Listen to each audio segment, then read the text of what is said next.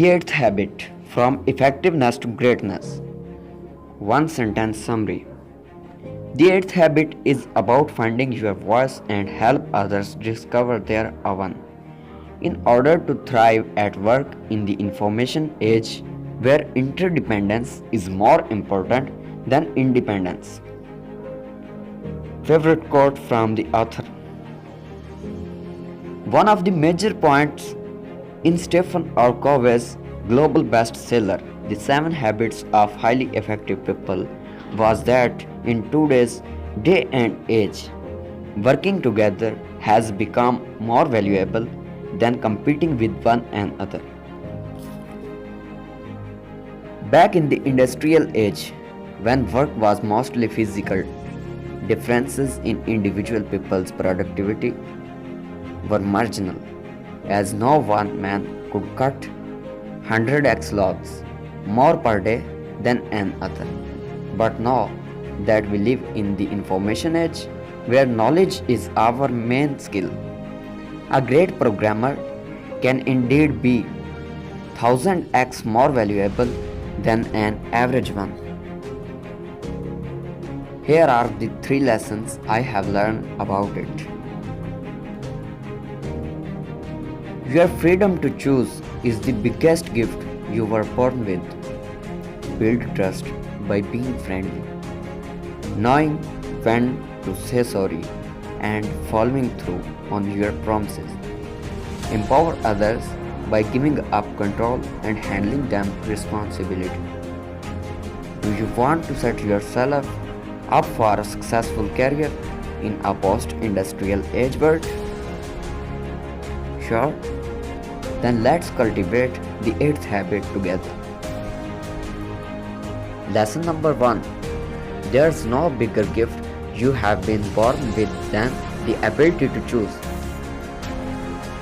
In order to help others find their voice, you first have to find your own. Obviously, Stephen Covey says, how fast you will be able to do that depends on how well you use the gifts you have been given at birth. There are many advantages we're born with, just because we are human. But according to Stephen, the by far biggest one is this. You are free to choose how you react to any and every situation in life. Unlike plants, who can't move, or animals whose life is just a series of instinctual knee-jerk reactions, we as humans get to choose our next action. We can't control what happens to us, but we sure as a hell can decide how we will react to it. So whatever that next step is, a step up or down, is entirely up to you. If someone treats you badly, be it your boss or a friend, if people try to peer pressure you into doing things, it is up to you to give into it, to do something about it, or to walk away. However, freedom of choice is not the only enabling factor in finding your voice. Covey also talks about the 4 kinds of intelligence. Physical intelligence, which is your body's ability to function mostly in autopilot with conscious direction. Mental intelligence, what you had call IQ. Emotional intelligence, which is about empathy and what someone sometimes called EQ.